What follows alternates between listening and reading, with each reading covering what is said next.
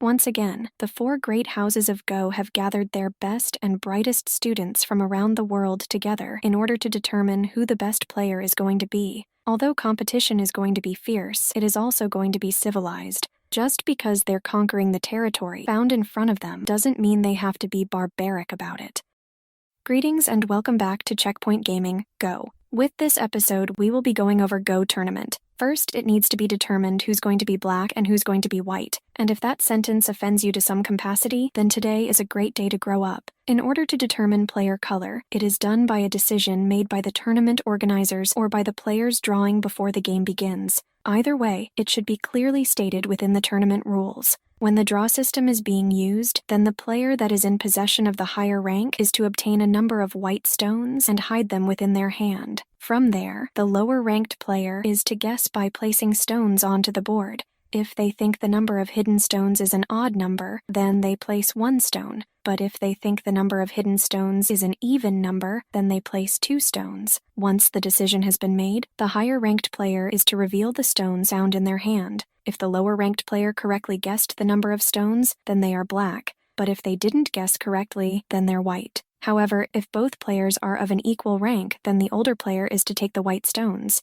From our research, when it comes to that of official Go tournaments, a compensation system is in place where the compensation value that is to be used is that of 3.75. Although the source we used says that this value is to be subtracted from black's total point count, we feel like adding this value to white's score is just as valid. But with that said, at the end of the day, we leave it up to the tournament organizers on what this compensation value is going to be and how it's going to be implemented, given the fact that it's their tournament that they're running, not ours. To help ensure that a tournament runs smoothly, the controlled use of time constraints is important, but only when the situation allows for their implementation. Although audible electronic clocks are the recommended equipment to be used during a tournament, the use of analog clocks are also permissible. And if a tournament allows overtime counting of a player to occur, then a stopwatch is recommended, although other kinds of timepieces are also permissible. But when it comes to that of high-level tournaments where time is controlled by professional referees, then the type of clock used and where it is located is to be determined by the tournament organizers. It is also important that the tournament organizers establish the base time limit before the tournament begins. When it comes to that of overtime, it is a method of controlling the length of the game once the base time has expired. In tournaments where overtime is being used, the details need to be clearly explained before the tournament begins. It also must be stated how many seconds are allotted per move and how many periods of these seconds are to be allotted. In the slow game competition, each move performed in overtime is to be made within 60 seconds, and if the player completes their move before the 60 seconds have elapsed, then they get to keep said time. We interpret this as allowing said player to use it in future overtime turns. But if it takes the player longer than 60 seconds to complete a move, then they will lose 1 period from their allotted overtime periods pool. When it comes to that of counting down the periods during overtime, it is to be done by a referee, with the method used being that of intervals, where the referee says 30 seconds, 40 seconds, 50 seconds, 55 seconds, 58 seconds, 1 minute, you have X minutes left. With the final minute found in overtime, the counting method is to change to 30 seconds, 40 seconds, 50 seconds, then to clearly count from 1 through 10. And if the player places a stone at the same moment that the referee says 10, or the player fails to play a stone, then it counts as 1 minute. With fast game tournaments where the overtime periods consist of 30 seconds, 20 seconds, 10 seconds, or some other length of time, then the details pertaining to that of the overtime period is to be decided based upon the principles just addressed before the tournament begins. Another means of imposing time limits upon a game is to use the sudden death system, where the game will have to be finished within the basic time limits. So if the player runs out of time, then they lose the game. Let's just hope that the game is the only thing that they lose. With tournaments that implement the sudden death system, the basic times, the use of clocks, and other specific rules will have to be determined before the tournament begins. On top of this, the following guidelines will have to be observed. First, the clock is always to be placed on the right-hand side of the white player. Second, the hand that the players use to place a stone will also have to be used to press the clock button, so the player can't use one hand to place the stone while having the other hand positioned so that they can press the clock button right away. This reminds us of the series that we did on chess tournaments where the same basic rule is in place. Third, the clock is to continue to run when the dame points are being played during the endgame. Fourth, if one player forfeits during the competition on the board by surrendering the right to play, then the clock can be stopped with all of the remaining moves belonging to the other player who didn't forfeit. When it comes to the determining of the boundaries of each player's territory, it is to be done by the chief referee. Fifth, it is recommended that an electronic clock be used. But if an analog clock is used and both the minute hand and the second hand both reach 12 and sees the red flag drop, then said player's time has expired. Sixth, if a malfunction occurs with the clock, the chief referee has the right to decide to replace it based upon the situation at hand.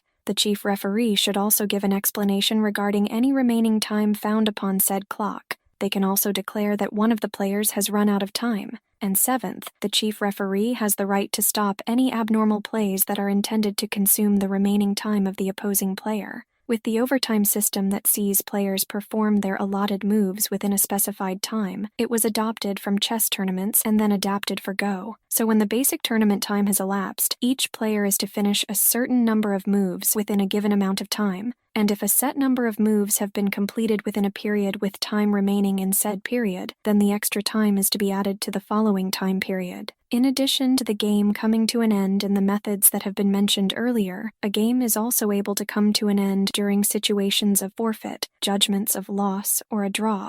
With the following procedure, it will see the game come to an end. During a player's turn, they clearly and simply state the game is over. And since this game operates under that of time restraints, it's no time for any player to engage in a soliloquy as if they were a character on stage. They're playing a game, not defending a doctoral thesis, so it makes sense that things are quick and to the point. And if the opponent responds by stating that the game is over, then the game is deemed finished. With tournaments that allow for breaks to occur during the course of play, the time that is allocated to the break don't count towards that of thinking time. Because of this, break time doesn't count against either player. When a break is to occur, then the referee is to immediately tell both players to leave their game as well as to immediately stop their respective game clock, with the referee restarting the respective game clock when it comes time to restart the game. With tournaments that are using the sealed move system, the tournament organizers should provide all the necessary details needed when it comes to executing this given system. During a tournament, players are expected to engage in the following ethical behaviors. First, players are not to engage in false moves, nor are they to conspire with their opponent to cheat or engage in any form of secret agreements regarding play. Second, players are not allowed to forfeit or leave the tournament without reason.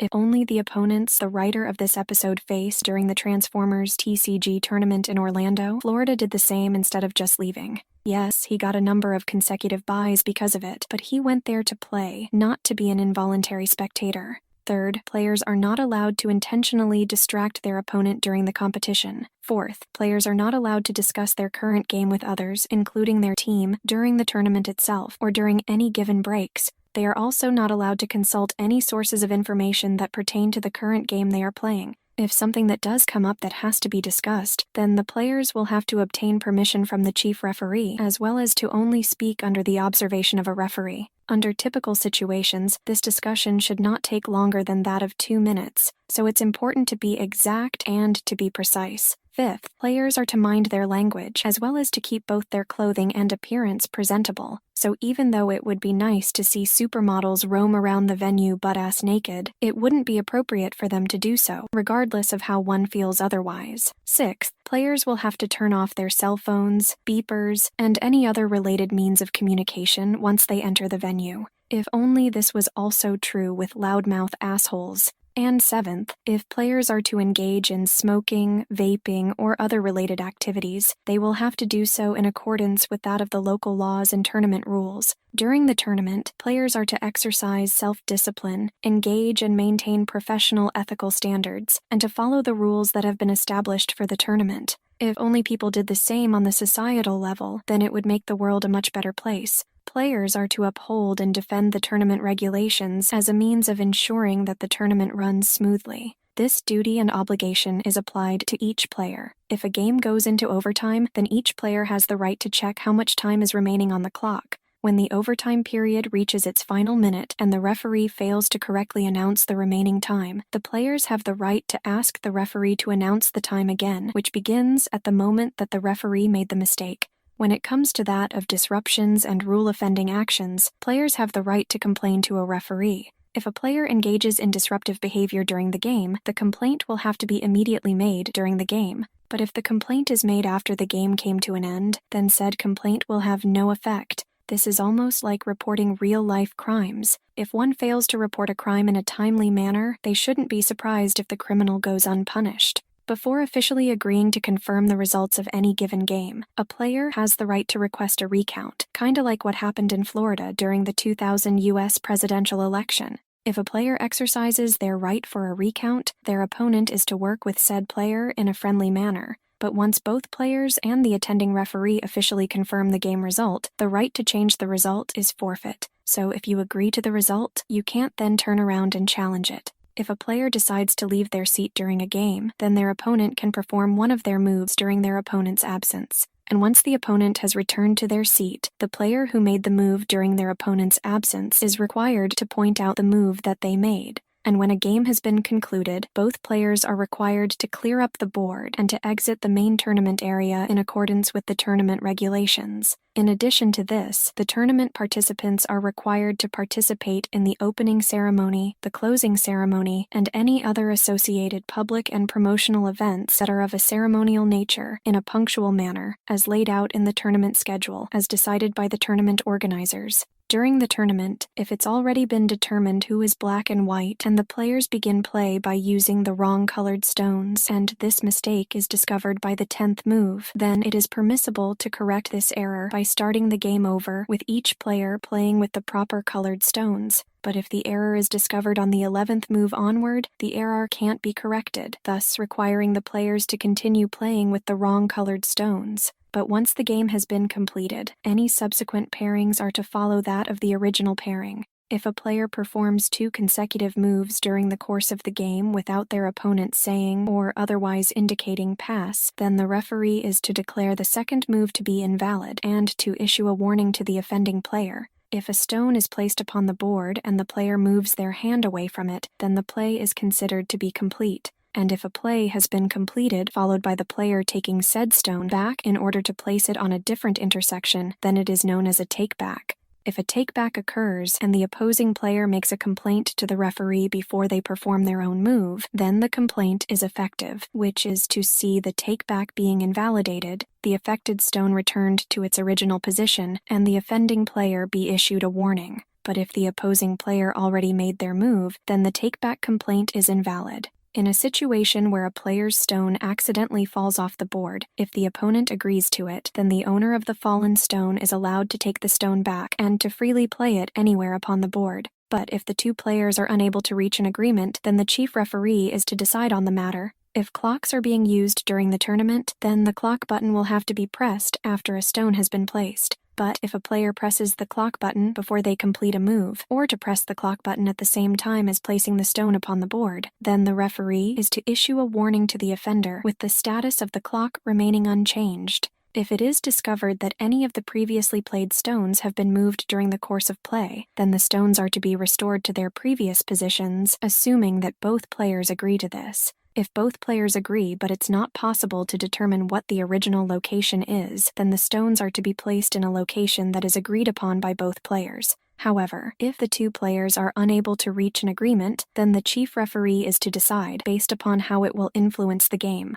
The factors that the chief referee is to use when making their decision are 1. Placing the moved stone into a rational location, 2. Declaring that the moved stones are effective, 3. Declaring if the game is to be a draw, 4. Restarting the game, and 5. Declaring if both players have lost the game. But if there is evidence that the stones were intentionally moved, then the referee is to declare the offending player to have lost the game. If, during the tournament, the board and stones become messy through no fault of the players, such as a third party bumping the table or an earthquake occurring, then the game can be recreated. If both players agree to this, then the game is to continue normally. But if the players are unable to reach an agreement with the recreation, and depending upon the situation at hand, then the chief referee is to make a judgment by 1. Declaring a draw, 2. Restarting the game, or 3. Declaring both players have lost. If a player unintentionally makes the board and stone a mess, the game is allowed to be recreated so that the game can be continued as normal.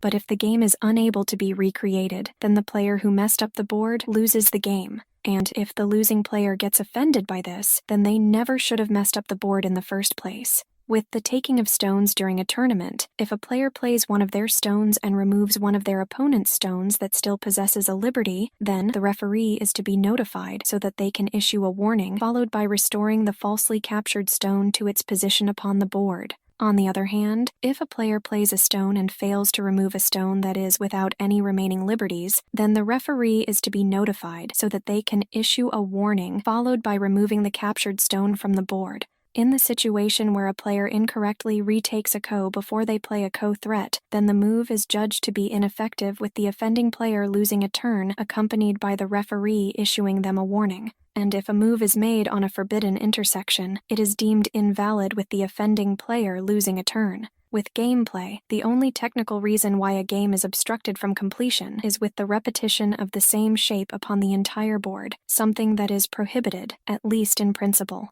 During a tournament, it is forbidden to 1. Immediately play a ko capture without first playing a ko threat, and 2. Play a false multiple rotational ko. When it comes to that of a triple ko, quadruple ko, eternal life ko, 2 stone ko, and other related kos, since they are repetitions of the same shape upon the board, though rare, they are considered forbidden. And depending upon the nature of the tournament, it is possible for alternative rules to be made. As the game progresses, a player is allowed to say, "Game is finished," on their turn, which is followed by them passing. If the opponent doesn't agree that the game is over, then the opposing player is allowed to continue playing. If play does continue, then the player who initially passed is allowed to play again when it's their turn to do so, and play will continue until both players agree that the game has come to an end. Once both players have agreed that the game is over, it's over, even if one or both players later notice that there are still effective moves that can be made. From there, both players will have to agree upon which stones are dead and which ones are still alive. If there is a disagreement about this, then the game is to be resumed. This seems like a convenient little loophole. With the player who believes the stones are dead, they are to play first, with the disagreement being resolved by playing out the situation. In the situation where the tournament site is found at a location that is other than where the player's accommodations are found, then the players can't be more than an hour late arriving to the tournament, with any player that is more than an hour late being deemed the loser for their assigned game. But if a player is late but is within the 1-hour grace period, then the amount of time that they are late is doubled, which is then to be subtracted from their total play time.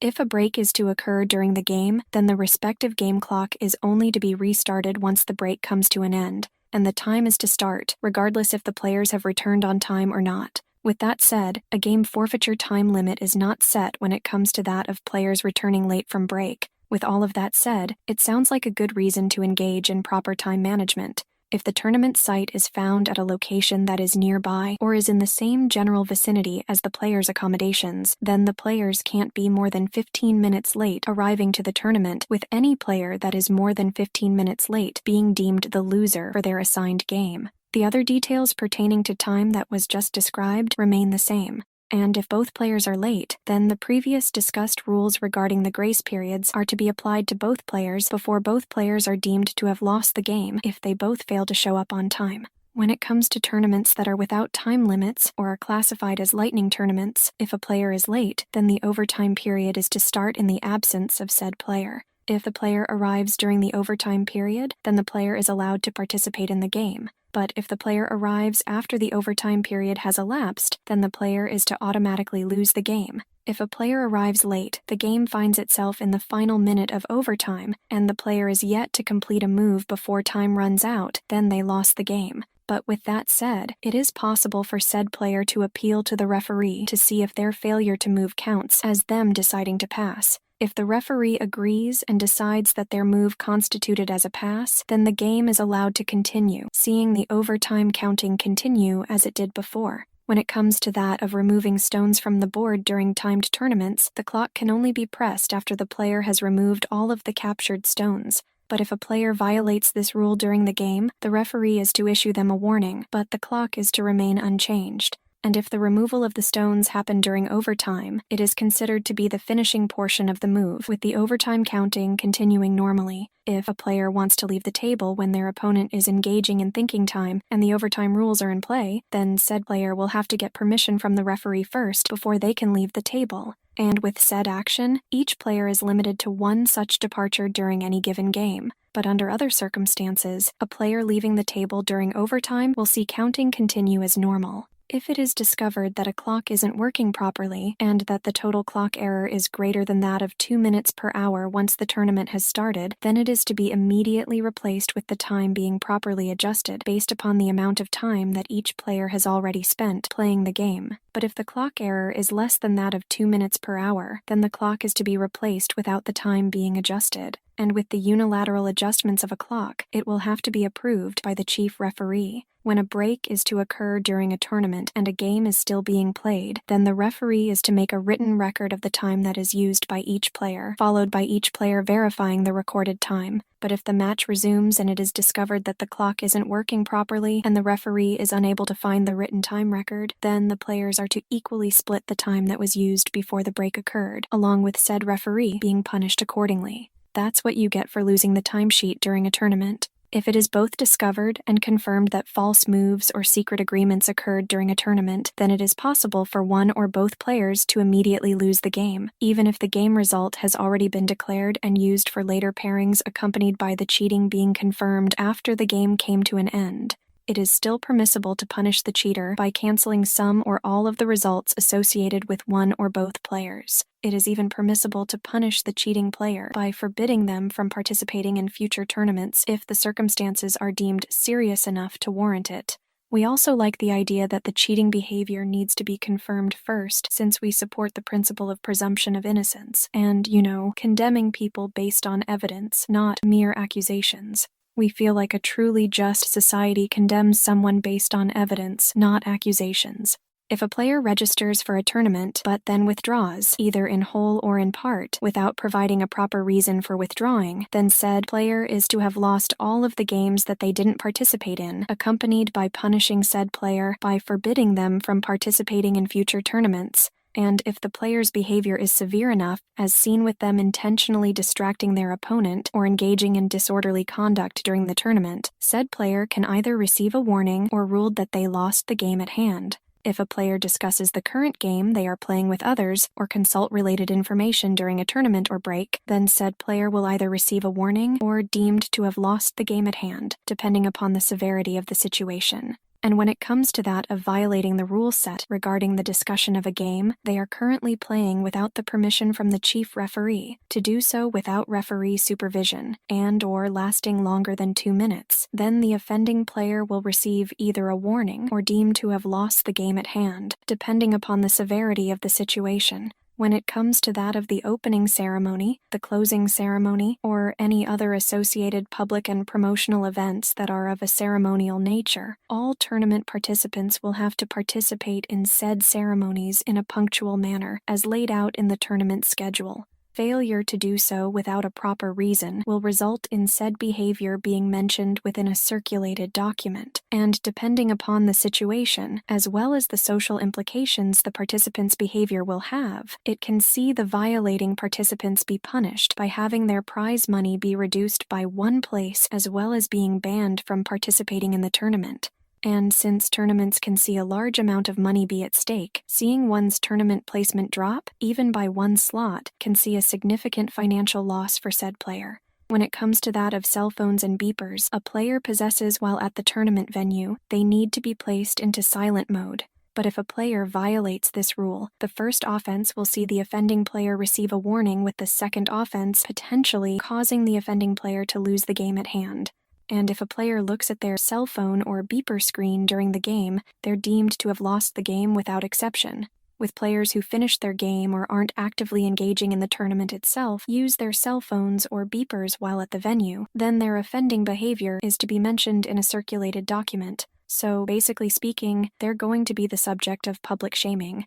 We just wonder if a Game of Thrones-themed tournament will cause the offending player to be paraded in public completely naked. If a player engages in smoking at a tournament that doesn't allow such behavior, then said player is to receive a warning. But if they are to receive a second warning for smoking, then it is ruled that they lost the game at hand. When it comes to that of the issuing of warnings and their accompanied punishments, if a player has received one warning during the game, then said player is to be punished by having 1 stone be subtracted from their game score. But if they received a second warning for a game, then the same player is judged to have lost the game. So if a player doesn't behave themselves and there's a very strict referee present, then the misbehaving player can lose a game real fast. When it comes to that of tournaments, there are 3 types: individual tournaments, team tournaments, and Duan tournaments. With individual tournaments, since we feel like they're pretty self-explanatory accompanied by the rule document we used not addressing it, we are not going to address individual tournaments here. With team tournaments, it sees more than 2 teams participating.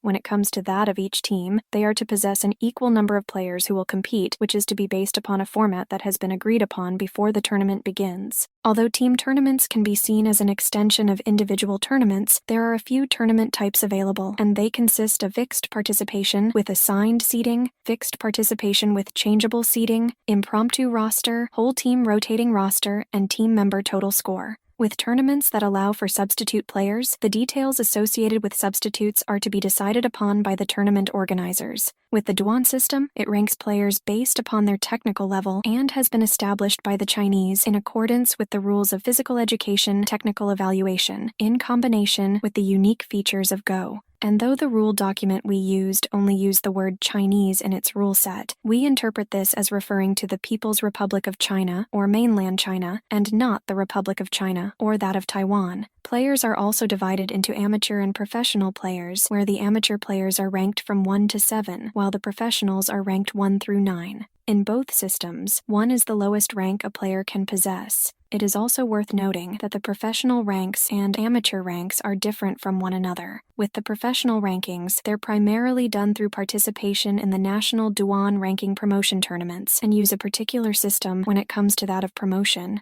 But when it comes to that of the amateur rankings, they're mostly done on the provincial and local level, although amateur players can participate in approved national tournaments, depending upon how many people are participating in the tournament and how long it is planned to last. There are a few options available on what the tournament's format is going to be. First, we have a knockout tournament, which consists of single knockout, double knockout, and multiple knockout. After losing the specified number of games, said player is eliminated from the tournament. With a single knockout system, the player who loses a single game is knocked out from the rest of the tournament. With a double knockout system, the player who loses 2 games is knocked out from the tournament. Due to this fact, the double knockout system requires a number of rounds that is greater than that found with a single knockout tournament. This type of tournament has a maximum player limit that consists of 32, with seeded players being set the same way as those in a single knockout tournament. The tournament area is also divided into 2 areas, the winner area and the loser area. And if a player found in the winner area loses a game, then they're moved into the loser area.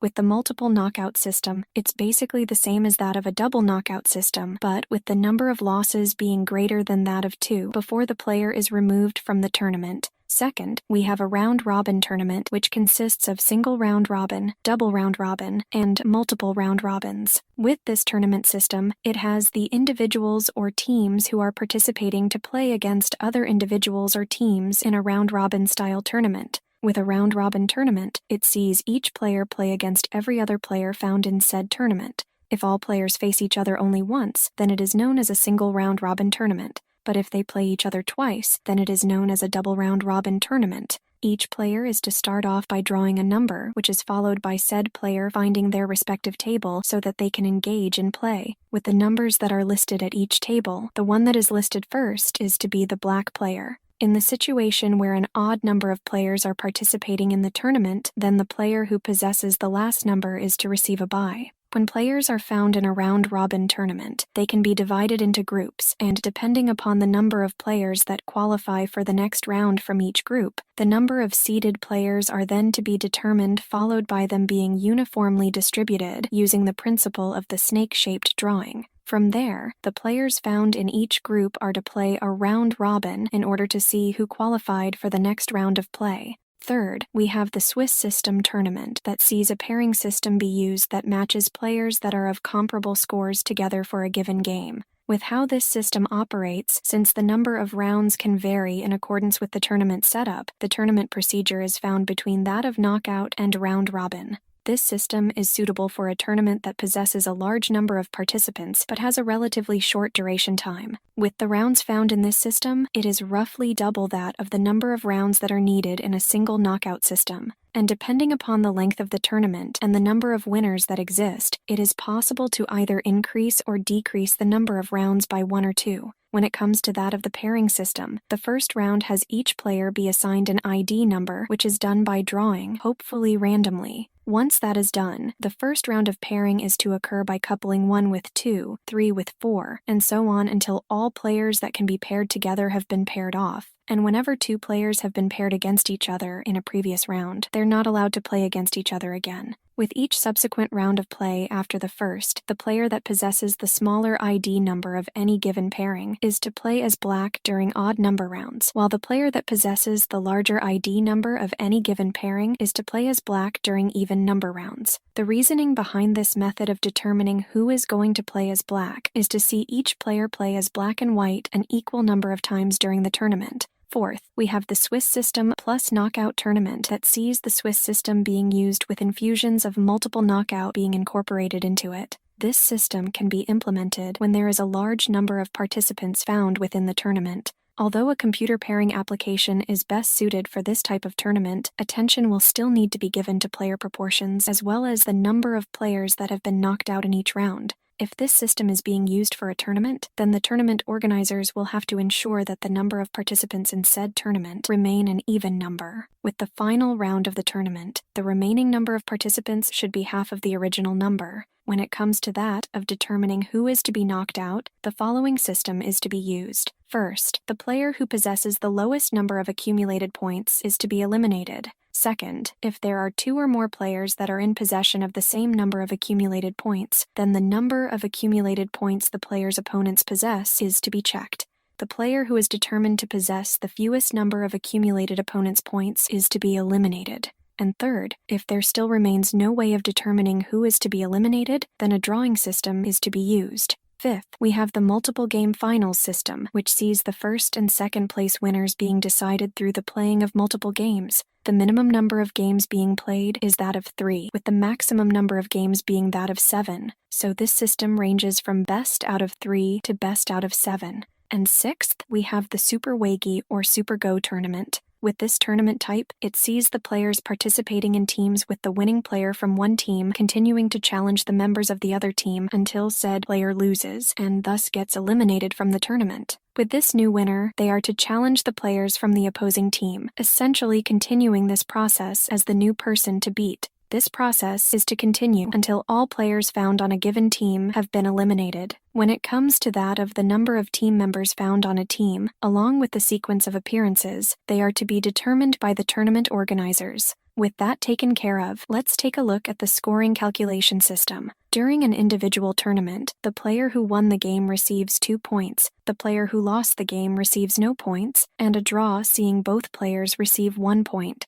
And even if a player is part of a team, any points they obtain is awarded to the individual, not the team. When it comes to that of placement within the tournament where the round-robin system is being used, then the player who accumulated the most points is in the lead. But if 2 or more players have earned the same amount of points, then the following rules are to be implemented until all of the tied players have been properly ranked. And given the fact that no player is allowed to share a tournament place with another player, other competitions can be used to help determine player placement as well as by drawing lots. Start off by combining all of the accumulated points a given player has obtained from all of the opponents they have defeated. From there, add half of the accumulated points that were obtained from any game that ended in a tie. With the resulting number, it is known as the winner's minor points. The player that is in possession of the highest number of minor points is deemed to be the lead player of the tied players. When this is done, determine the number of warnings each player has accumulated during the course of the tournament, with the player who received the least amount of warnings being deemed the leader.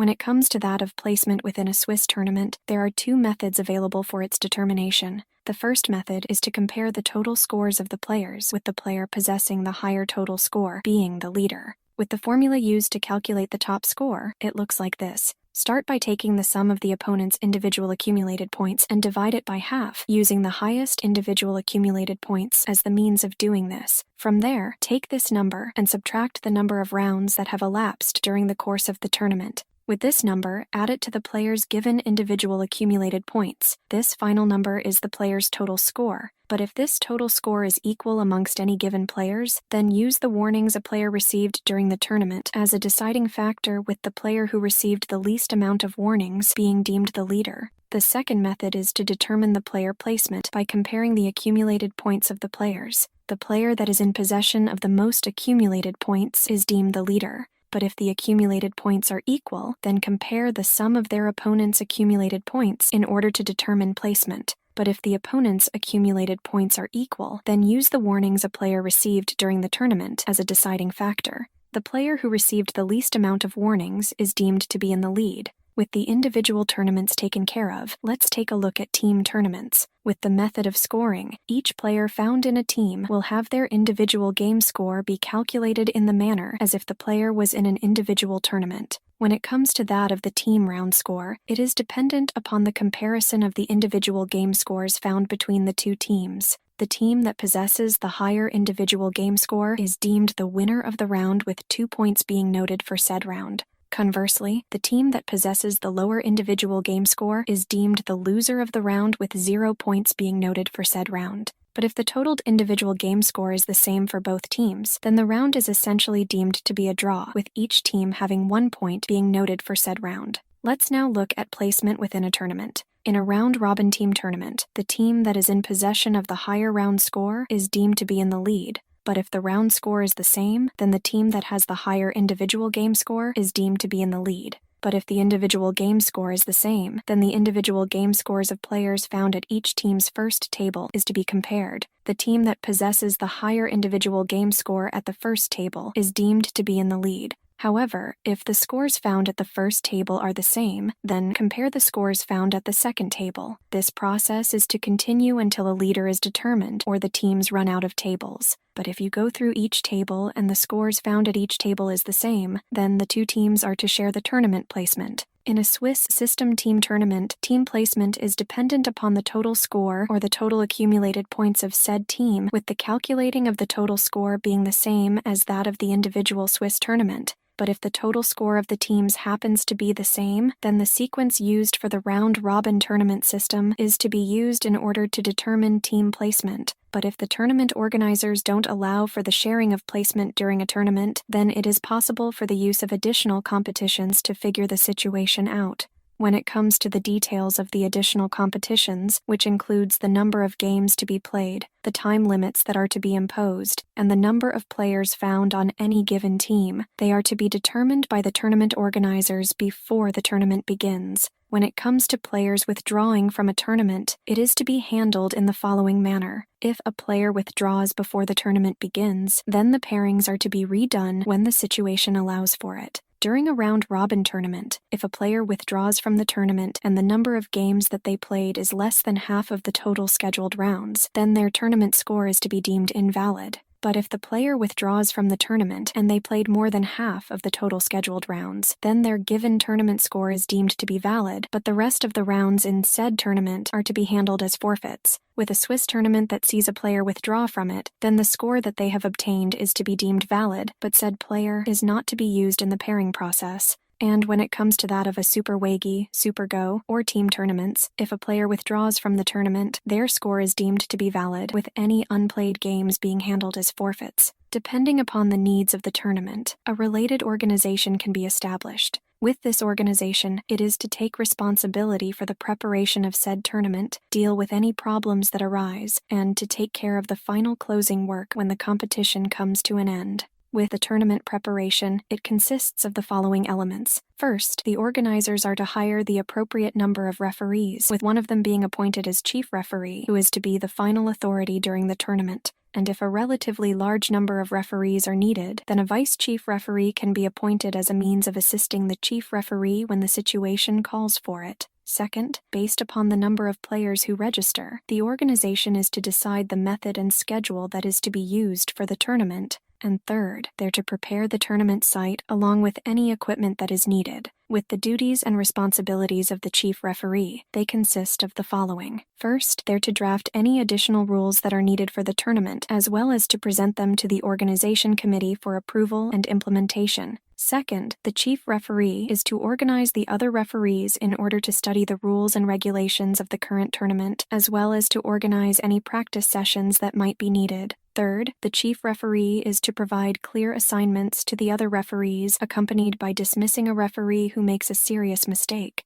If it was only that easy to punish teachers who engage in serious mistakes as well, such as when an attractive female teacher has sex with an underage student and becomes pregnant because of it. Fourth, the chief referee is to direct the first round of pairings, accompanied by controlling both the pairings and posting of scores during the tournament. Fifth, the chief referee is to check the tournament venue, facilities, and equipment. Sixth, the chief referee is to handle all of the problems that are reported to the referees in a timely manner, as well as to deal with any irregularities that occur during the course of the tournament. Seventh, when the tournament comes to an end, the chief referee is to announce who the winners are, as well as what the final player placements are. Eighth, the chief referee is to summarize the tournament and to evaluate the performance of the other referees, being held accountable, especially when it comes to those found in a position of power and authority, is something that is of vital importance. And ninth, the chief referee is to maintain order and a positive atmosphere at the tournament venue, as well as to serve as a good role model. You know, role models, people who others look up to and see how they're to behave and conduct themselves as decent human beings. With that taken care of, let's take a look at the duties and responsibilities of the referee. First, they are to know the rules of the game and to understand the regulations that are in place. They're also to execute their assignments seriously, fairly, and correctly. Second, the referees are to firmly follow the tournament rules, keep order at the tournament itself, and to exercise fair judgment when it comes to responding to rule breaking.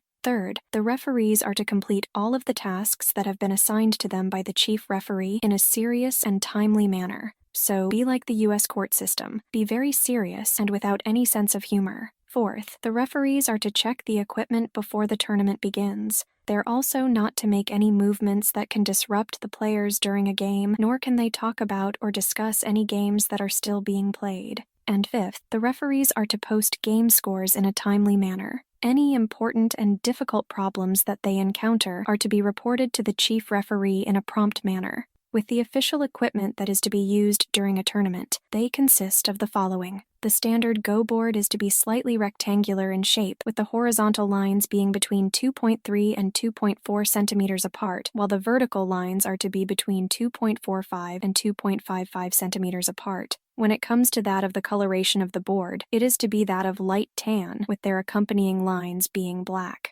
Regarding the board's thickness, it is to be between that of 2.5 and 5.5 centimeters thick. When it comes to that of the stones, they are to possess a diameter that is between 2.25 and 2.35 centimeters wide, with a thickness that is no more than that of 1 centimeter. The size and color of these stones are also to be uniform in nature. Regarding the tournament clock, they are to possess 2 clock faces with a button associated with each face. Tournament clocks will need to be able to measure 2 events simultaneously, with both clock faces being able to be stopped at the same time. With stopwatches, they're to be used for overtime periods and consist of a normal stopwatch. When it comes to that of local tournaments, normal watches are allowed to be used instead. We're making the assumption that normal watches are allowed for local tournaments because not everyone is able to get their hands on a normal stopwatch. We're also assuming that stopwatches found upon things such as iPhones don't count as normal stopwatches. Finally, with normal competition tables, they are to be 70 centimeters tall and 60 centimeters wide. But with high-class tournaments, the use of sofas and tea tables can also be used. We're assuming that this is a holdover from imperial courts that held Go tournaments. But with that said, from an egalitarian perspective, these accessories shouldn't be seen as default equipment for professional tournaments. But if the organizers have the funds and want to splurge instead of, I don't know, giving out greater prize money to the players, then who are we to say otherwise? But regardless of the situation, it is important that the players feel comfortable when playing. Let's now take a look at pairing methods that are used during tournaments. In a single knockout system, it is the fastest way of determining player placements. In the simplest of terms, a single knockout tournament that only possesses 4 players will only need 2 rounds to be implemented. But for each round that is to be added to said tournament, it will allow for the doubling of the number of participants to, well, participate in the tournament. When it comes to that of seeded players, their given number in a tournament is to be determined before the tournament begins, accompanied by being influenced by the number of people participating in said tournament. When it comes to that of the first and second seeded players in a professional tournament, they can be properly distinguished by scores they obtained in the same tournament or through that of their latest rating points. When it comes to that of buys, if there is a significant number of players who need to receive a buy within the first round, then the buy players should be put into each area as evenly as possible. Regarding that of seeded or low-numbered players, they are to be given priority for said buys. And with that said, this will bookend the main series pertaining to how to go about playing the game Go. We hope that you found this to be helpful and allowed you to better understand how to go about playing the game. As time progresses and any updates get put out for the community, we will return to these episodes and update them accordingly to better reflect the changes that have been made to the game. With the nature of Checkpoint Gaming, we want to present the most up-to-date version of the game as possible to those who wish to play. So with that said, we hope you enjoyed our series pertaining to how to go about playing Go. If you liked this episode, feel free to give it a like, and if you want to stay up to date on any future episodes we upload, go ahead and subscribe. You can also support us on Patreon for as little as $1 a month at patreon.com/checkpointgaming. We look forward to seeing you in the next game series, and as always, happy gaming.